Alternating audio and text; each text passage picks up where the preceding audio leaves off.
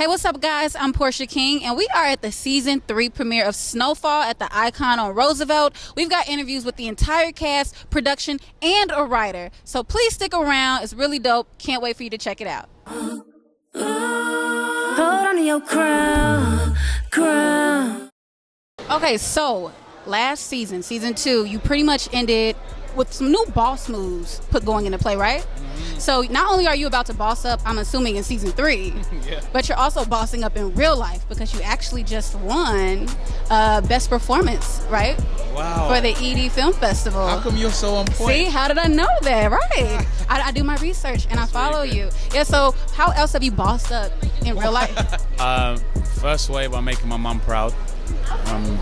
That's all I've ever wanted to do, and she says it all the time, but now I think she means it.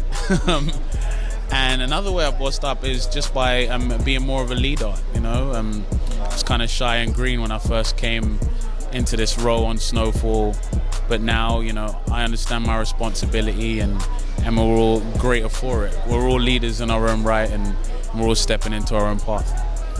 All right, so you are what I would call your character, Mr. Ride or Die.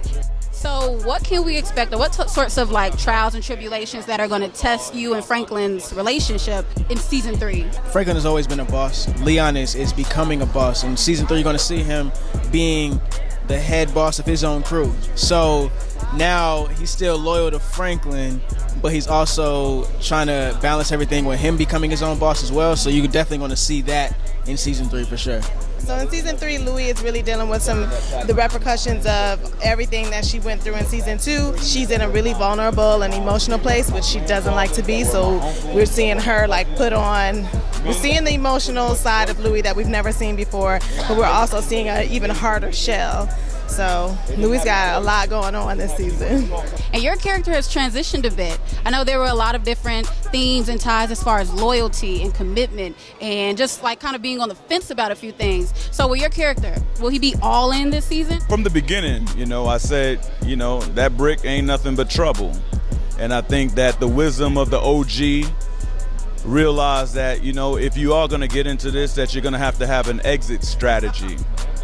So I think in this season, you're going to see Jerome try to have a segue into perhaps franchising off, have another entrepreneurship in something else. You know what I mean? So yeah, I'm looking forward to the audience experiencing that and seeing, moreover, what's going to happen with the community, overall society.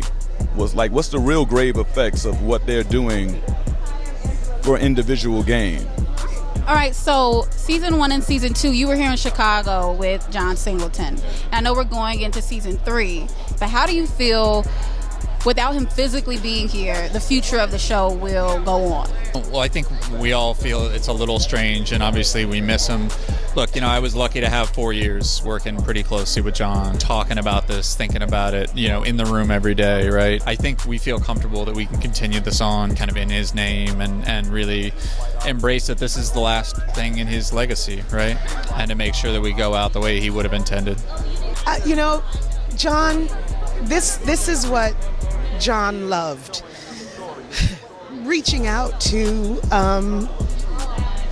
you guys, reaching out to us, our community. That's what John was all about, telling the truths that Hollywood wouldn't tell.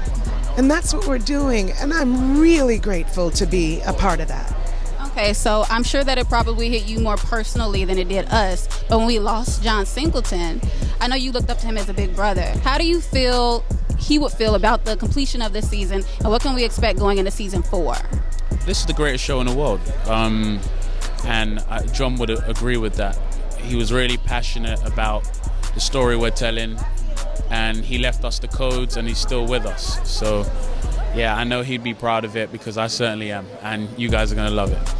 Hi, I'm Angela Lewis. This is Isaiah John. I'm Eamon Joseph. I'm here with Maven Muse. Maven Muse. Maven Muse. Hey, what's up? My name's Damson Idris, and I'm chilling with Maven Muse. Don't sleep.